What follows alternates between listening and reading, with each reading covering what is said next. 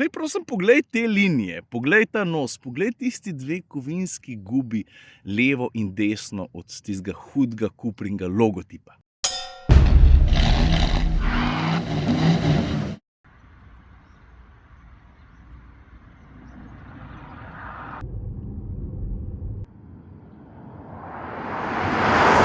Ti pa dam pa jaz tale avto včeraj na Instagram, ogromnih komentarjev se je takoj usul.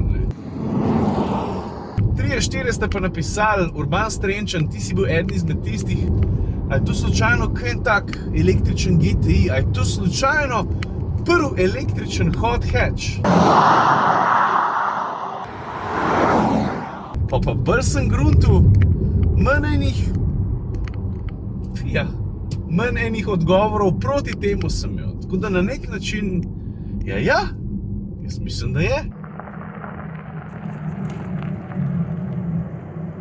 Najprej ime. A veš, zakaj se Cupra Born imenuje Cupra Born? To je prva povsem električna Cupra in Angleži pravijo, da it was born electric. Meni recimo prej na pamet pade, da je bila born aggressive. Mislim, daj prosim, poglej te linije, poglej ta nos, poglej tisti dve kovinski gubi levo in desno od tistega hudega Cupringa logotipa. In pa je čisto logično, da se ljudje postavljajo vprašanje o tem, je to res ta prvi električen hot hatch, je to res električen GTI? Še brat atmosferc Jure Gregorčič se je o tem spraševal, oziroma to je na nek način v svojem testu za Motor Review kar potrdil, zato ker ne samo zato, kako zgleda, tudi zato, kako se pele. Ampak pojmo po vrsti. Torej, Cupra Born je povsem električen avto z zadnjim pogonom, agresivnim videzom in 3 različnimi baterijami. Zmogljivost oziroma kapacitete so 45, 58 ali pa 77 kWh, ta je tista ta srednja, torej 58 pa skupne moči dobrih 200 konjev. Dosega po mojih izkušnjah, dajmo reči okrog 300, pozimi ta seveda pade, je veliko odvisen od tega, kako voziš. Ne, kako lepo ohranjena petka, je kampuska. Je. Evo pa, da ti Borna pokažem še z boka, ogromnih detajlov, ne samo tisti največji feltne, pa karoserijski zavihki, poglej. Tudi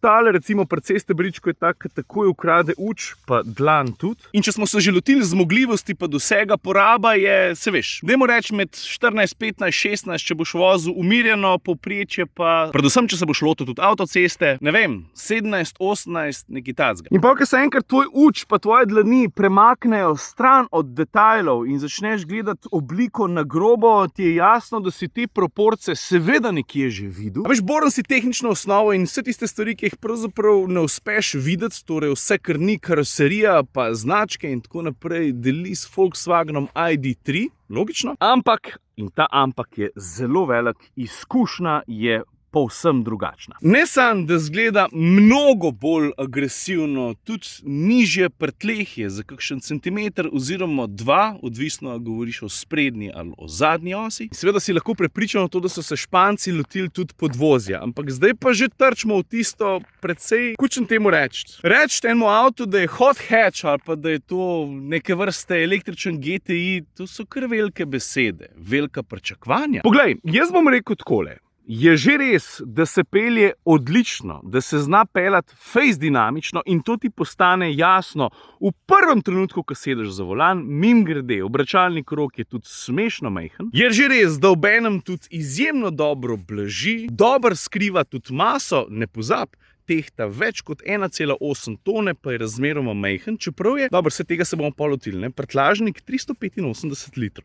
Glede na kompaktnost tega avtomobila, to ni malo, to je pravzaprav velik. Na nek način bi to uspel, pa lahko bil tudi polnovreden družinski avto za, ne vem, 3-člansko družino ali pa za 4, če znajo res dobro pakirati. Ampak, da se ne oddaljimo preveč od bistva, ki sem se ga hotel lotiti, torej hot hatch, da ali ne. Ma jaz mislim, da je, no. Je pa res, da to rečem veliko lažje, zato ker nima neke konkretne konkurence, ampak če bi ga pa v resnici primerjal s tistimi pravimi hot hatchi, pa ob tem ignoriral pogonski sklop in se osredotočil samo na volan pa na podvozje, veš kaj, pa moram pa vsem priznati, da je volan malo premehek, da krmiljenje ni toliko natančno, kot bi si nek voznik hot hatcha zares želel, pa da je tudi malo preveč mehek, karoserija se nagiba malo bolj. Je že prav, da sem strog, saj sem prepričan, da so sposobni narediti kaj, ker bi še bolj spominjali na vse tiste stvari, ki znajo iti čez ovink feeling še malo boljši. Ampak ne me narobe razumeti. Avto je zelo natančno vodljiv, deluje zelo lahkotno in jaz sem v vožnji z njim fejst užival. Pa če se vrnemo še malo na detajle, tiste zadnji sem že opisal. Daj prosim lepo poglej, kako agresivno, zanimivo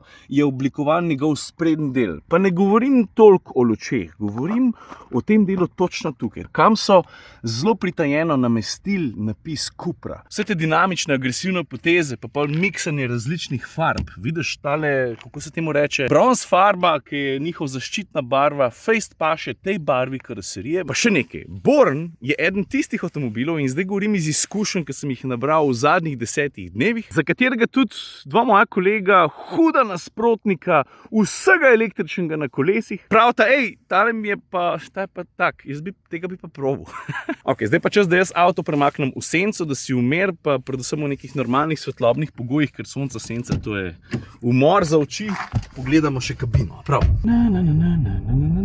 Lej, s kokpitom je tako, osnovna postavitev, arhitektura, instrumenti, to bo znano vsakmu, kdaj je že vrgel uč na ID3, pa konc koncev tudi ID5, se ID ali ID. Kva je zdaj? Kako se prav reče? ID, ti! Poglej, torej osnovna instrumentna plošča je takšna, kot jo že poznamo iz nekaterih drugih avtomobilov. Torej, majhen zaslon tukaj pred volanom z enim takim hecnim stikalom, če ga premaknem naprej, dam v D, če ga premaknem nazaj, dam v rikverc oziroma v parking v tem primeru. V sredici volana seveda kraljuje tale njihov logotip. Par detajlov je tudi tukaj noter, ki hitro ujamejo uč, recimo tele šivi tukaj, vidiš? Pa tale detalj recimo na desni strani armaturne plošče, da ne govorimo o samih materialih. Poglej, alkantara na sedežih, na vratih. Je ta avto tako narejen, da ga hočeš malo šlatati, ne? Kjerkoli si, a si zunaj, a si znotri, veš čez tako malo, boža. Ne, meni so te stvari pomembne, meni je fajn, da se moje blazince dotikajo materialov, ki mi sedejo. Pa še ena stvar, ki je za vozniški avto in za voznike zares pomembna, mislim, morala biti za vsadzga, ampak enim je malo vsem, pa jim ne bi smel biti, sedim zares dober, ne sedim previsok, svoj idealen položaj sem najdel takoj,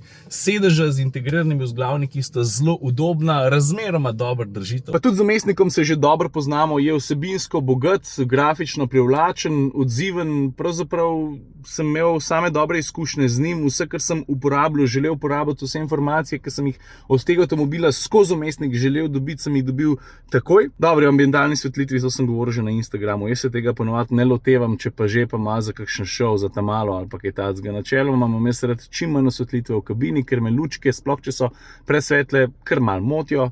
Pa kaj lahko še pokažem? Dobro, to so tiste klasične nastavitve povezane z avtomobilom, z lučmi, z osvetlitvami, preveriš lahko, kaj dogaja s pneumatikami.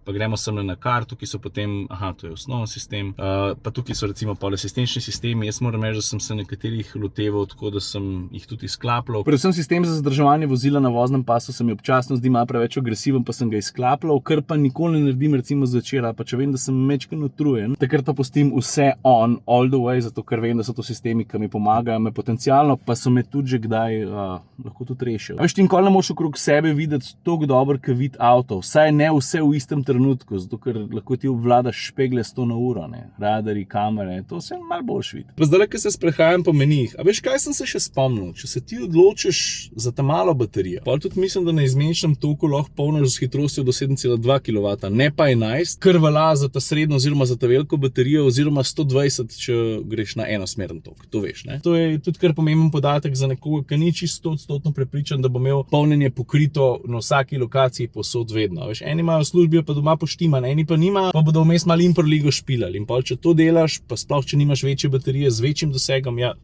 pa moraš te stvari vedeti. A veš, da mimogrede pozabiš, da v Bornu sediš koliko švok 10 cm više kot v Leonu. Ponovadi, če se usedeš v avto, ki je visok nasajen, to takoj opaziš. Tukaj pa nekako ne.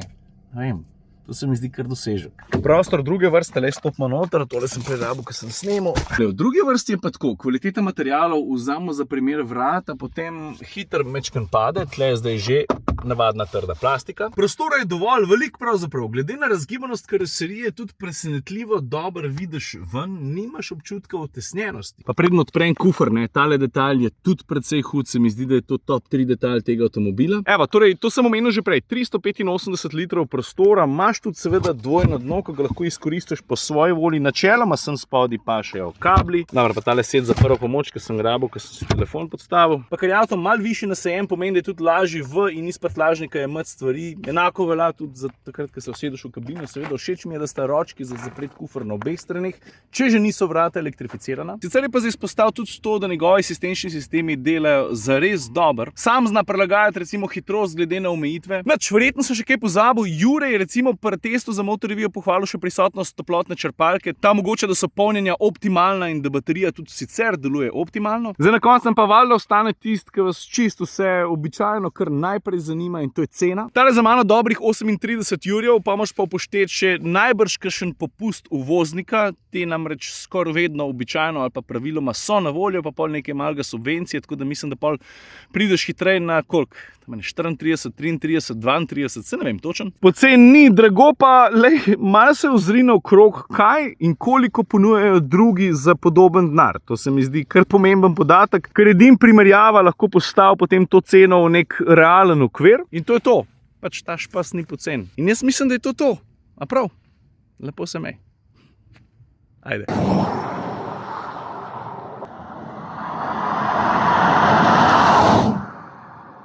Pa sam še en fun fact. A ti veš, da nazadnje, ko sem jaz snemal vlog na točno tej lokaciji, sem testiral enega Orange Hot Hatcha, Megana RS.